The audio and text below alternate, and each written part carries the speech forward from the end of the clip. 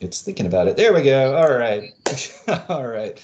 Well, good afternoon, everybody, and welcome to the final session in our Study Abroad Success Series, which is Becoming a Global Leader.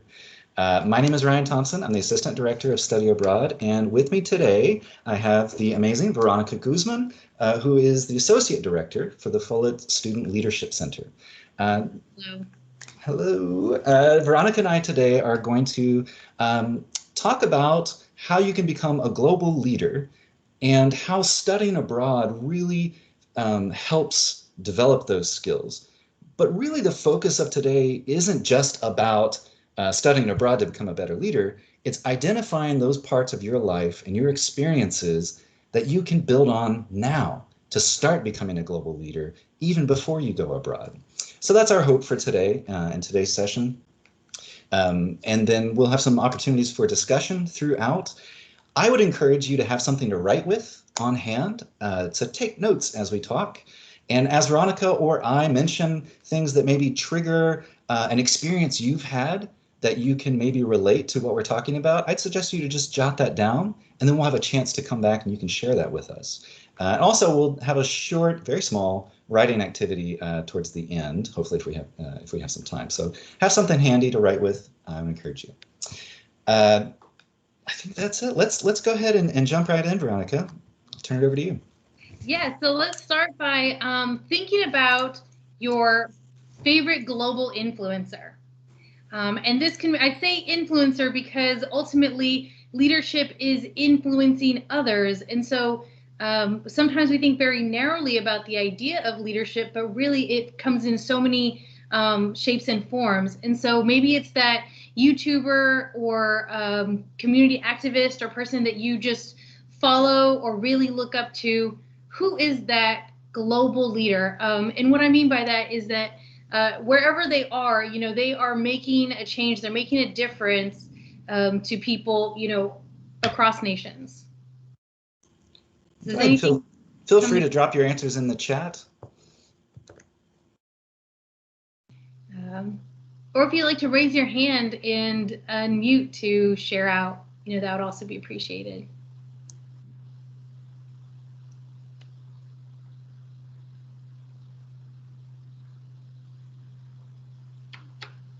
Anyone? Looks like we've got a few people typing here. Oh, yeah. I see those coming in. Serena Williams, yes. So athletes, for sure. Yep. All right. We're starting to see some come in. Kamala Harris, we figured, I know she's been the talk of the town recently, so we put her on there. I know a lot of our flock members also look up to Elon Musk, especially kind of in the engineering fields. So that was one that kind of stood out there.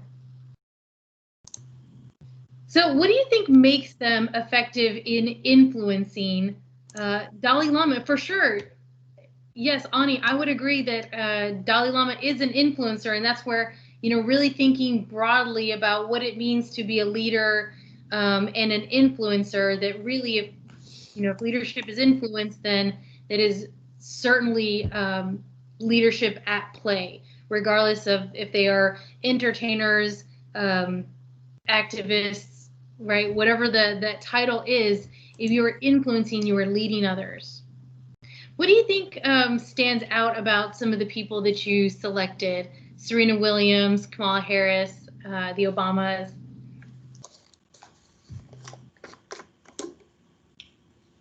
What do you think makes them different? What do you like about that person? They're different personalities. They're not copy-paste. I like that. The way they engage people, their passion for helping others are definitely things that we generally all look up to and look for.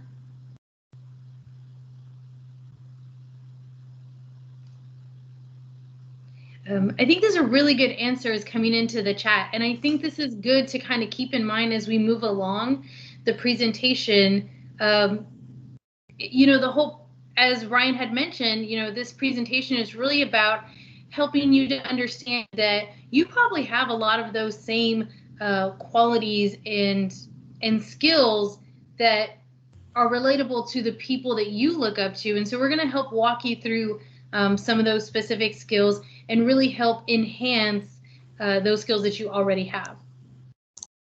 So thank you all for sharing in the chat. I appreciate that. So to kind of set a foundation of what we're talking about here, we've mentioned a lot that we're talking about leadership skills. Now, there's lots of different theories and models talking about leadership, and leadership skills is just one of them. But I think this is a really good foundational chart to help us continue on our conversation.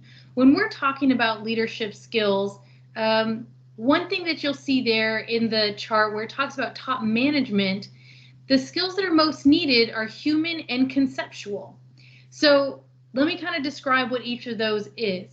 In the technical category, technical skills are the skills that you need to do your job. So if you are an engineer, then those engineering skills that you're learning right now would be considered the technical skills. Or for nursing, right, it's understanding medicine and patient care techniques, right? So that's the technical piece of your role. In everything that you do, there's a technical piece to your role. For programming, for example, if you're a student leader on campus, the organization of the program itself, right, creating that event would be the technical skills that go into it. Then you have the human skills. So that's the relational pieces to what you do. How do you work with others and collaborate, communicate, and all those types of things. And then conceptual is higher level thinking skills.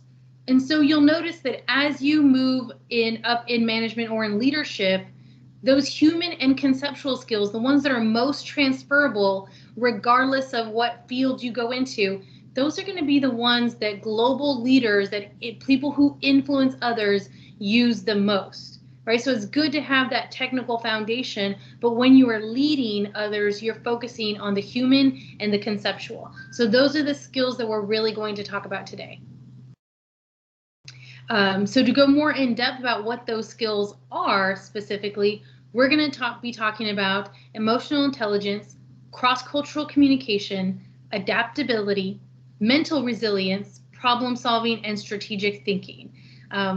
So those first three that are listed kind of really fall into the human skills, and those second three fall into more of the conceptual pieces. So let's dive right into emotional intelligence and emotional intelligence as a skill with leadership. I love this chart that comes from the book there, Emotional Intelligence 2.0. And when we're talking about human skill, I think this is a great piece to just really understand. If you want to lead others, the first step to doing that is leading yourself. That's that personal competence and being aware of yourself, your motivations, your fears, anxieties that you may have, and really understanding who you are and why do you lead, or why do you make the choices that you do, right? So what's going on behind that choice or that idea that you have about yourself? I call that doing getting yourself right, right? So in order to lead others, you first want to start by understanding who you are, and that self-reflection is going to be key. You may hear us talk a lot about the importance of self-reflection. It's because it is truly integral in all the rest of the pieces that we're talking about. So once you have that self-awareness, or you're practicing that self-awareness, the next step is to understand self-management, or the regulation piece. So if you know that you get nervous in new situations or talking with new people, the next step would be, okay, how do I prepare for that? I know that I'm going to meet someone new or be in a room with brand new people. How do I prepare myself to have conversations without getting nervous, or going into a situation that may make you angry? Maybe it's a conversation that you can tell might get really heated. How do you prepare yourself to calmly have that conversation? That's the self-regulation and self-management that is important for all leaders to have, especially global leaders in order to break barriers and have important conversations. Then you move to the bottom two squares of social competence. So this is moving more outside of yourself and thinking about how do you as a person or as a leader interact with others. So that's the social awareness. Can you tell when a friend or a colleague is having a bad day? You know, even if they're saying, "Oh, I'm fine, I'm fine," but you understand body language and other areas aside from our typical words and language used, but can you pick up on other things that are going on that help you understand a person's emotions or what they're going through at that time? Those are the type of things that help build that social awareness.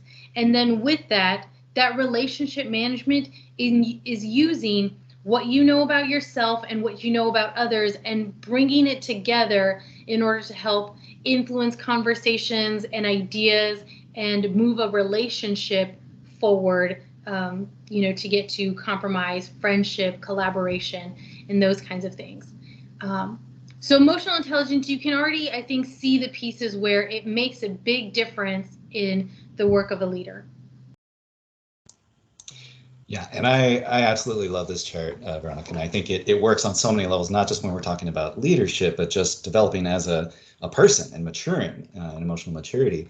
And a lot of people have trouble progressing through this, right? And when we go abroad and when we're in a totally different space, that understanding yourself, that peace, that emotional intelligence about yourself, like Veronica said, is an absolute starting point.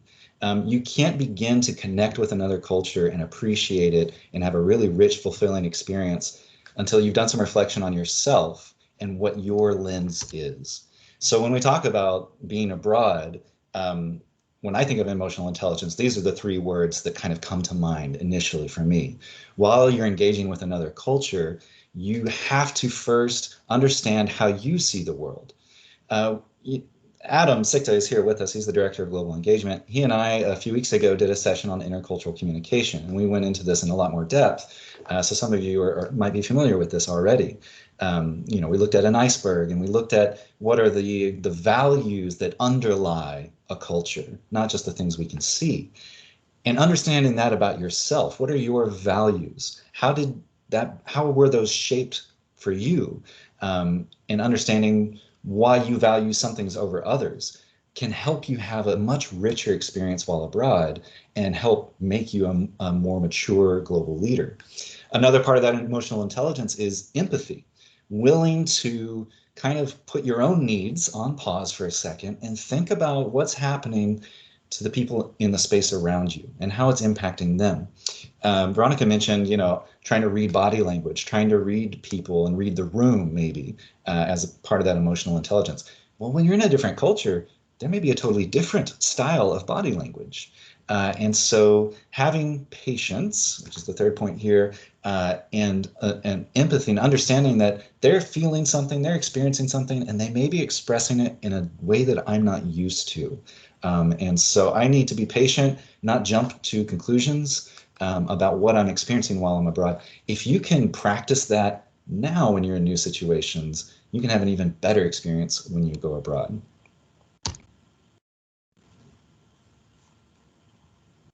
Yes, I think, building on that emotional intelligence comes cross-cultural communication, which is essentially, as it says, they're understanding the norms of a new culture, group, or organization. So thinking through how you may have already done this, think about a professional organization that you might be a part of, right? UTA has 300 plus student organizations. A lot of those are field specific, professional, right, to help you meet others. Think about your role in that organization. And with that, let's say that, that professional organization is having a networking event. So you may dress professionally, right? And you're going to think about stories that you want to tell that relate to the field or, upcoming news that you've had in your field, things that are very relevant to that. Essentially knowing your audience. So you're going to understand your audience and maybe you act a little bit differently, maybe you talk a little bit differently based on the norms of that professional organization's expectations at that networking event. Now let's say that networking event ends and now you're ready to go hang out with your best friends. You're going to maybe change it to something a little more casual. You're going to speak a little bit differently. You can be casual, a little more open with thoughts and ideas that you're sharing, because you know the different expectations of that group. Just the fact that you are thinking through those things is cross-cultural communication. You understand that you are bringing yourself, you're bringing your whole self to this professional organization. You're also bringing your whole self to hanging out with your friends. It just looks a little bit different, right? That there are different sides of who you are, and you tailor your message to the different groups in order to better build relationships with those people. And so I think that cross communication, cultural communication, is something that a lot of people practice already and maybe just don't think of it in those terms. Absolutely. When we talk about culture, like in a broad sense, like I love this definition. There are norms that govern any group of people. And so understanding those norms is part of that communication process. We think of culture as, this big concept, but really it's collective groups of people who share the same norms. And so you can absolutely practice that wherever you are. We all have those groups. Now, when we go abroad, we are exposed to that in a very intense, in-your-face kind of way that we don't necessarily get to experience here on the daily basis. I mentioned the iceberg earlier, and the reason this is always such an apt metaphor for culture is there are things we can see that are visible, like dancing, music, food, dress, right, attire, artwork, these visual expressions of culture. But underneath that is the real bulk of what informs a person's culture, their mores, their taboos, their process of thinking, their concepts of time.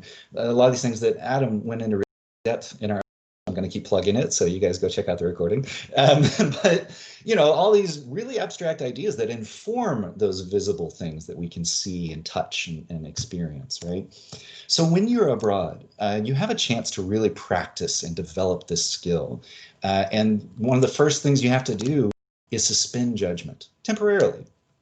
When you're in a situation that's new, that you're experiencing culture shock in, or that makes you feel uncomfortable, and I don't mean like unsafe, I just mean it's a little jarring. It's a little, well, why do they do that, right? Anytime you start having those kinds of thoughts, instead of instantly thinking, that's really stupid, or that's really weird, or I don't get it, regarding, press pause on the judgment for a second and be open to just simply observe what's happening around you. And again, you can do this in your daily life, but it's even more important you do it when you're in the midst of another culture. While you're trying to communicate with people from another culture, be aware that a lot of it is going to be up to you to take those first steps, to delay judgment, to reach out to people, to try to understand. When you're visiting another country, a lot of people aren't going to go out of their way to explain things to you, right? They're just going to see you as a visitor. So it's up to you as the guest in this country to make the effort to try to understand. And I guarantee you that effort will be seen and valued by the people around you. And part of that effort is doing your research before you go. Research what you can about your host country. That could be things like social norms, greetings, how do you interact with people in a physical sense, what's their understanding of personal space, what is appropriate body language, right? These are things you can research pretty easily. And by making the effort to not only research them, but enact them while you're in that country, people see that. And they really value that. Here's a guest coming into my country, and they're trying to be respectful. They're trying to understand. They're not just here as a tourist. It makes a big difference in the experience you can have. Another way to really practice developing this skill is when you see a situation, observe it, hypothesize about it. Think, well, I wonder why they do that. Maybe it's because blah, blah, blah, blah, blah. But then you have to go one step further. Because you're not the expert on this culture. The people who live there are. So reach out to local friends, classmates, maybe if you're staying with a homestay family, and talk to them about it. I saw this happen. I think it's because of this. Am I right or am I totally wrong? Why do people do this kind of thing? And most people are going to be willing to talk through it with you. I was a waiter for several years growing up, and then when I lived in Vietnam, I learned that they wait tables very differently. They just snap their fingers and yell out to get people's attention. And here I am as a former waiter going, oh my gosh, that's so rude. Oh, that jerk. I would never serve him. That's just the way it's done there. It's different. And I had to have that conversation with my Vietnamese friends afterwards to be able to step away from my own experience and understand what's really happening there. So we're going to pause there. Veronica and I have done a lot of talking here. These ideas of emotional intelligence, understanding your own perspective, reflecting on that, and this idea of interacting with someone from a different group. Have any of you ever had experiences that you think kind of fall within those two categories? And would you be willing to share either here in the chat or unmute and share on your microphone? We'll give you a space here. Yeah, go ahead. Let's see, who do we got there? Kayla. Kayla, go ahead. Yeah, so I was talking with a friend from Ecuador, and she asked me, like, when I see my friends, do we like kiss each other on the cheek? And I was like, no. And in the United States, we don't really do that, maybe a hug. And it just made me realize like how like a display of affection is so different in every country. So that was interesting to me because I thought that was maybe only a French thing, but yeah. Interesting. And did your friend explain whether that's like with everyone or do they have different levels, like who you would do that with? Did they give any detail on that? Yeah, so she actually said that that's pretty much everyone in her community that does that. So, and she also said that hugs aren't as common as kisses there, like on the cheek. Yeah, interesting. Very interesting. Kayla, I also really appreciated your comment in the chat about emotional intelligence with leaders. I think that's a really good, piece to consider. And when we're teaching leadership, one thing that I always think is really important is to help people understand why do they lead. Because as you said, if you don't have that piece of the why behind it, I think it does lead to a sense of insecurity. Essentially, they don't kind of know where they're going with that. So I appreciate that comment. Sandhya. Oh, Sandhya, you have your hand up. Go ahead. Hi. Yes. So I'm an international student from Nepal, and then I knew about culture shock and stuff like that before I came to the States, but I grew up like in an education system where if you had to drink water in class or if you wanted to go to use the restroom, you would have to ask your teacher that, hey, can I go to the restroom? Hey, can I drink my water? So the first time I came to the States and I attended the university and I saw students like they're coming in, they're going out, they're using their phones, they're drinking, they're eating, and I was like, okay, so this is what it is. No, I don't have to ask my teacher to drink water, and which makes sense. But yeah, that was like really different and new for me. But now I'm used to it. Sandhya, did you at first, was your first like gut reaction that, oh my gosh, these students are so rude, they're so disrespectful? Was that your first thought? Honestly, not, Good. but I found it interesting, of course. But I didn't thought like they were rude. I actually thought it was nice because I don't believe like you have to have someone else's permission for you to drink water. So I liked it. Oh, good. Good. Thank you so much for sharing that. Yeah. Anybody else?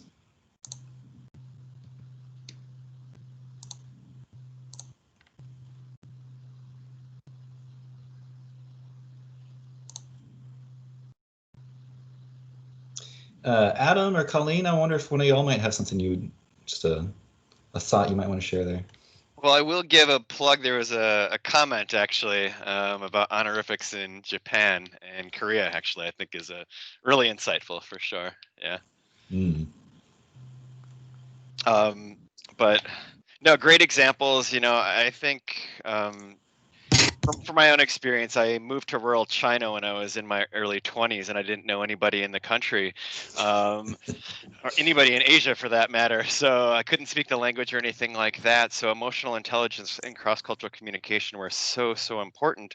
And I think they really helped me find a home there and very much develop some great relationships, because I did try to practice a lot of what has been discussed so far, reserving judgment for sure, like being open-minded and curious and asking questions, and trying to learn as much as I could about the environment where I was in, instead of trying to make it adapt to me, if that makes sense. And I think, that's a lot of life in general, when you're trying to find a job, getting used to the workforce, observing what's going on around you, different work styles and things like that. So just lots and lots of examples like that, I think, can be derived from study abroad experiences.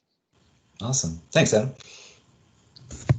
And I have something similar to the story that Kayla shared about her friend from Ecuador and kissing on the cheek. So I had studied abroad in Spain previously, and there they kiss on both cheeks. And it's just something you kind of do with friends and people who you're friendly with. So, or maybe if you're meeting somebody, that's what you do. But if it's just an acquaintance or professor or something, that you don't do that. So when I went to live in Chile for a couple of years, I was surprised to learn that you do kiss on the cheek with basically everybody that you're interacting with in a social setting. So, and it's only one kiss and not two. Because when I first got there, a few times accidentally by habit, I went for two and people were a little bit surprised by that. But yeah, I learned that if you went to a party in Chile and there might be 50 people at the party and 10 of them, you're supposed to greet every single person with a kiss on the cheek. And when you're leaving, you say goodbye to every person with a kiss on the cheek. And then when I was there, I was also working for the Chilean Navy, and I was a teacher. And so in the teacher's lounge in the morning, it was the same. There might be other professors and teachers we never really interacted with at all, but you were supposed to go around to each table in the morning and give everyone a kiss on the cheek.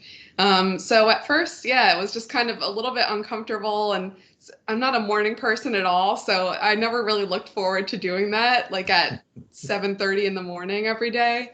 But I realize it's just kind of part of the culture and how people kind of share community, and have this politeness and friendliness, to just kind of treat everyone the same, almost like treat everyone like a potential friend, or someone who's worth saying hello to. So awesome. Thank you all very much. All right.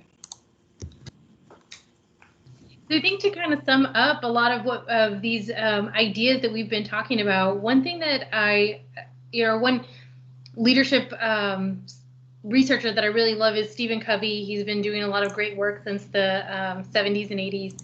And one thing that he says is to seek first to understand and then to be understood. And I think that that's a really good summary of what we've really talked about with patience and, withholding judgment is for all leaders. And when you think about, a culture being like an organization in itself, and you're translating this to the work that you're doing as a student leader or as a leader in whatever field you're in, that idea of seek first to understand, then to be understood really just transfers to any type of leadership or personal development.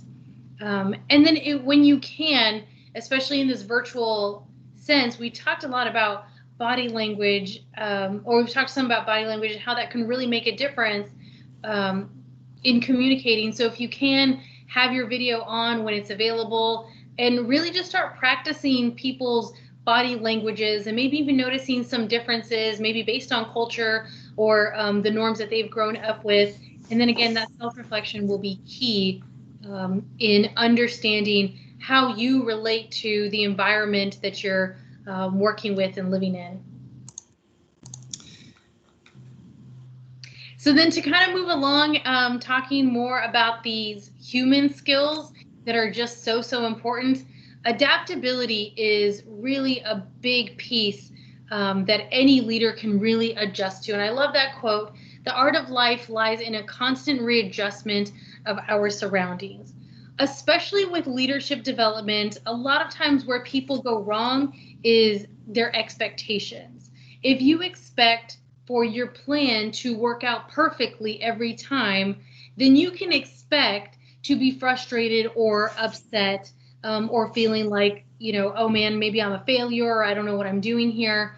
The truth is that effective leaders plan for those setbacks. I know that sounds a little bit crazy, but that's part of adaptability. If you can change quickly, right, realize, that you have a goal, you have a plan, but that may need to change right away. And you are open to that and willing to make those changes in order to continue on your goal, to continue to be successful, that is going to make you a much more successful leader.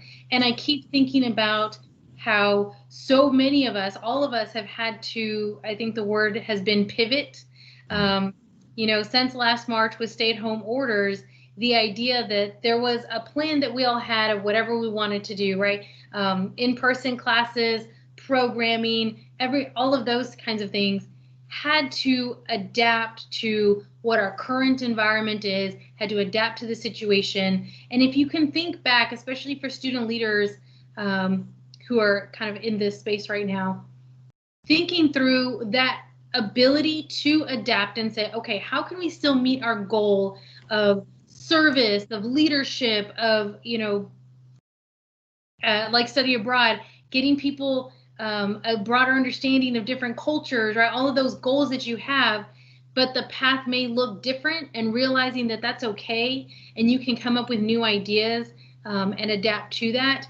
That is what effective leaders do, and that's something that you can, really practice where you are right now, in lots of different situations, and with study abroad.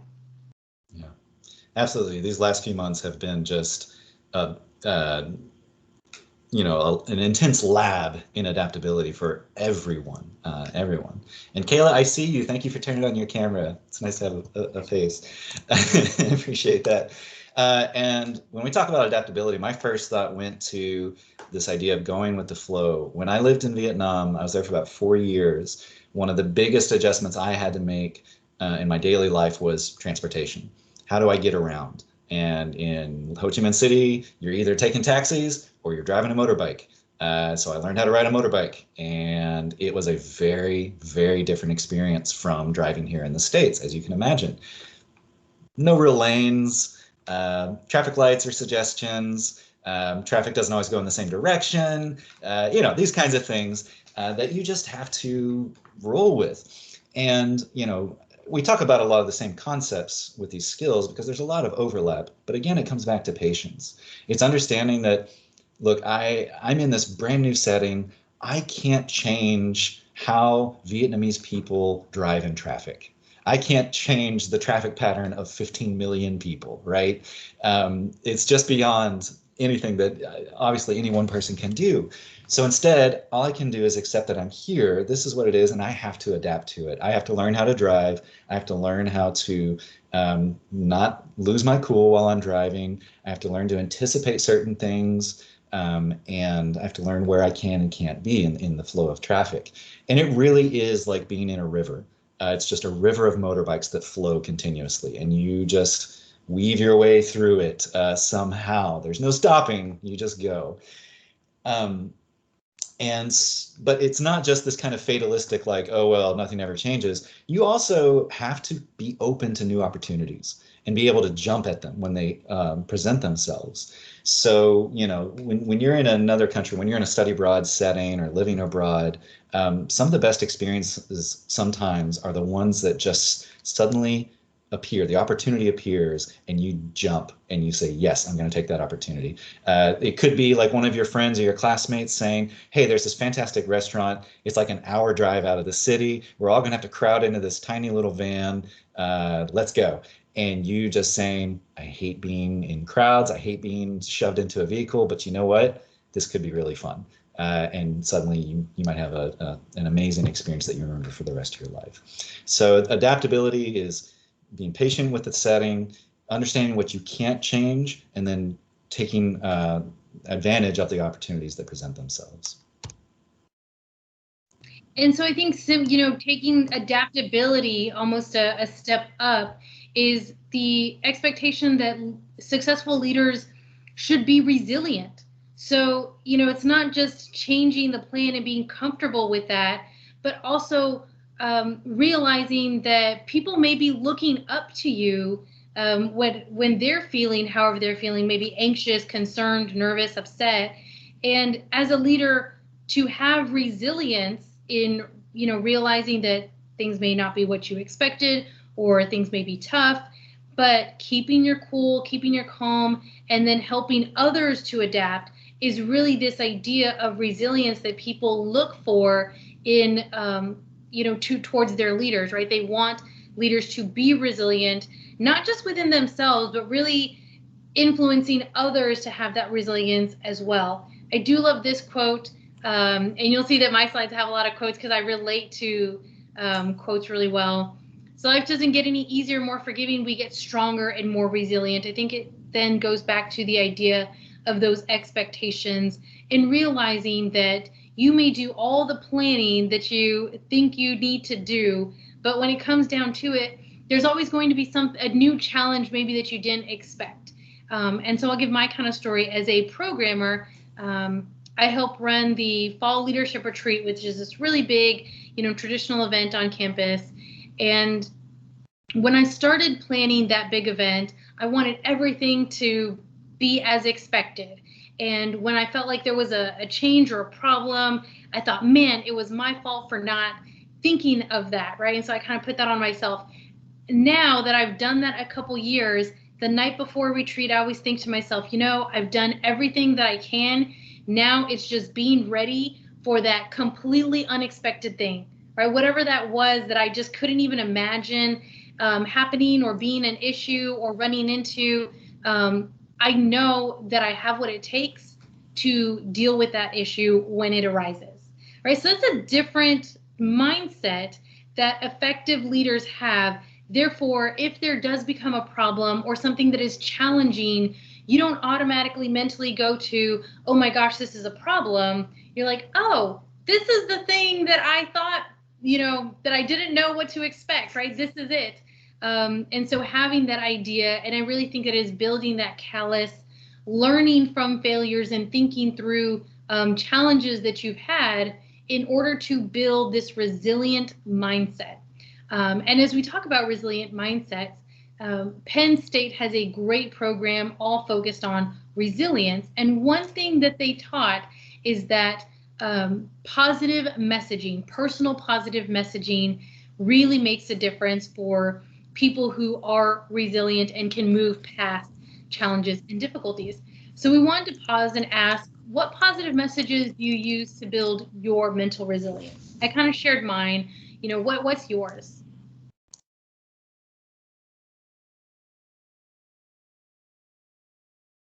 Yes, Kayla, that's a good quote in the chat. Yep. Is there anything that you tell yourself at times of, you know, maybe right before going on stage or having that big test, giving a presentation? Is there anything that you kind of say to build yourself up? Yes, Ani, I've got this. That is also a frequent phrase in our office.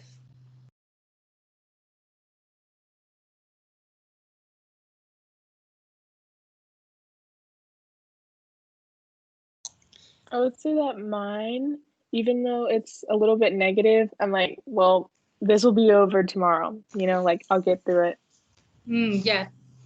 Yeah, I'll get through it, right? But even in that phrase, I'll get through it, there's a sense of I can handle it, right? You are sort of reassuring yourself that you have what it takes to get past.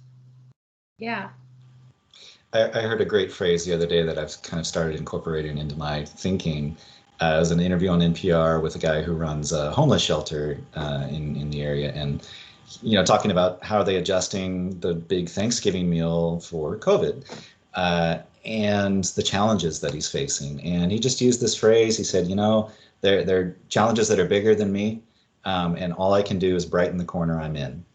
And so, you know, you look at what you can control and try to brighten that space. And that's something that's resonated with me a lot in the last few weeks. Yeah. And for those who are thinking about it, you know, if you're not sure what yours what your positive phrase is. Really start to think about and practice on a regular basis, saying that to yourself, whether it's just the first thing you say when you get up in the morning and look yourself in the mirror, or when you have that really challenging thing that is making you nervous or that you're concerned about. Start using that positive messaging, and I think you'll see a change, maybe not in the situation itself, but the way you are able to handle the situation. And that's just another good skill that effective leaders have practiced regularly. So kind of along these same lines, talking about problem solving and the expectations of a leader. When people are looking up to you, right, to be the decision maker or to help the team move forward, you don't want to focus on your problems. Instead, you want to focus on the solutions to the problems. And so someone that I work very closely with, is an alumni of UTA and vice president of his company. And he says that when he brings new people into his organization, he sort of trains them that when they have a problem and they're coming to him, don't just bring him the problem, but bring him three possible solutions. That shows you as a leader, or even if you're just trying to, work your way up an organization, it shows that you're not just complaining about an issue that's been brought to your attention. Instead, you have more of the lens of how do we work through this? How do we solve this problem? And so you are taking initiative to help solve that issue. That is something that people look for in all leaders of all levels is, are you taking initiative to solve problems, or do you simply see the problem and you are waiting and expecting for, some other person to come and take care of it? Again, those are two different things. And if we're talking about being an effective leader on a local or a global scale, it takes that type of problem solving, of realizing I see the issue, but I don't just see the issue, I'm seeing the potential for how we can solve it. And not saying that it has to work and that you have to be the problem solver in every situation, but that you are coming up with the ideas and bringing those ideas to the table is a great step. Yeah. And another way that concept overlaps with study abroad is that study abroad is like a constant challenge. Every day you are facing new challenges, or maybe the same challenges as you faced yesterday. And I don't say this to like scare anyone away from studying abroad. Obviously, I want you to study abroad, but I want you to go in with a mentality that I'm going to have a chance to grow, and I'm going to be challenged by these things, and I'm prepared for it. And that's kind of our goal with this series, is to help better prepare students for studying abroad. And so if you recognize that, even something as simple and mundane as going to the grocery store will be a challenge in another country. Maybe you can't read the price tags. Maybe you can't find the thing you're looking for. Maybe they don't even sell it in that country. These are all things that seem really simple, but they can have a big impact on you emotionally when you're dealing with culture shock from a lot of different angles, right? It could be that one thing that finally, like, I can't find peanut butter. Oh my God, why am I here? Right? It could be the one thing, the straw that breaks the camel's back. But those mundane activities are challenges that you have to overcome. Setting up a bank account, getting a cell phone, right? These are, fairly normal things here, but doing it in another setting, in an unfamiliar place, is a new challenge. Those relationships that you develop while you're abroad, maybe you have a roommate from another country, your classmates. Maybe, like I said, if you're staying with a homestay family, there are a lot of new relationships that you're having to navigate, while also maintaining these friendships and familial connections remotely while you're abroad. That's another challenge that you have to face. And then another just common challenge that students and expats experience is how people view you. If you're an American and you're traveling abroad, living abroad, working abroad, and people find out you're an American, there are often some very common perceptions of what it means to be an American, or what people think it means to be an American. And they will put that on you. And so that's another opportunity for you to prepare for that problem, think about who you really are and what you value, and how you would present that to people while you're in another country.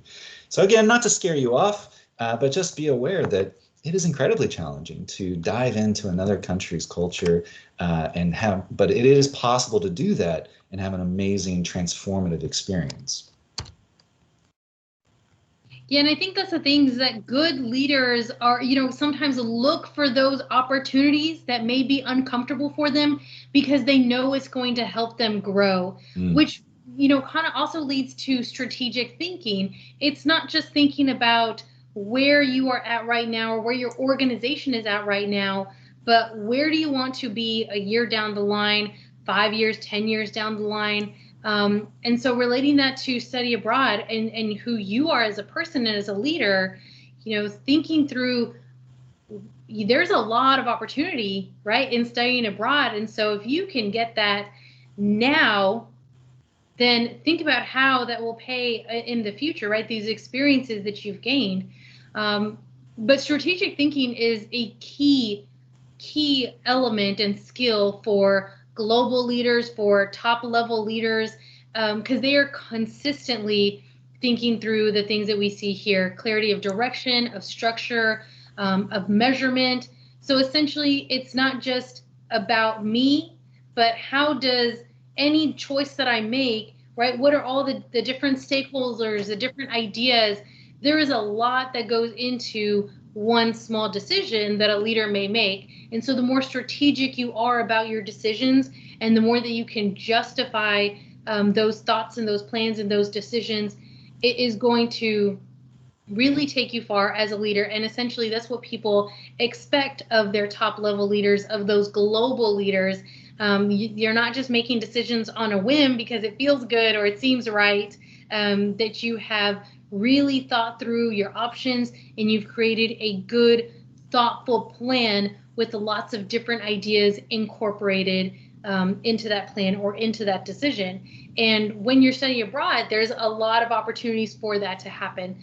Oh yeah, absolutely. Yeah. I mean, just the logistics that go into traveling and living in another country, researching which program you want to go to, which country you want to go to, what are the priorities for choosing a program? Is it a certain class? Is it a location? Is it the ability to travel elsewhere, right? It's building a budget, going through the process to get your passport and visa, right? There are a lot of steps along the way to studying abroad. And for those of you who are international students here with us today, you've gone through this coming here and you can attest to the fact that it is a process and there are a lot of steps involved and it takes a lot of planning. It doesn't just happen. And now that's what our office is here for, to help you through that process, right? And once you've gone through it and once you've had the study abroad experience, or an international experience, you come back and you have a self-confidence that you couldn't get otherwise. But if you don't reflect on it and think about these individual skills that we've talked about, it's a missed opportunity. But if you really fixate on this idea of emotional intelligence, adaptability, how did I grow in adaptability? How did I grow in strategic thinking? And really reflect on it, that's when profound growth can happen for you as an individual and as a leader. These 6 skills that we focused on in this session, just want to remind you of the 6, what they look like there, and then we're going to look at a scenario together. And I'd love to hear your thoughts about what skills are on display. At this point in time, I'm going to stop the recording. And we'll finish out with some discussion, and then Veronica will have just a few last concrete ideas of things you can practice for these skills that we've talked about. So this first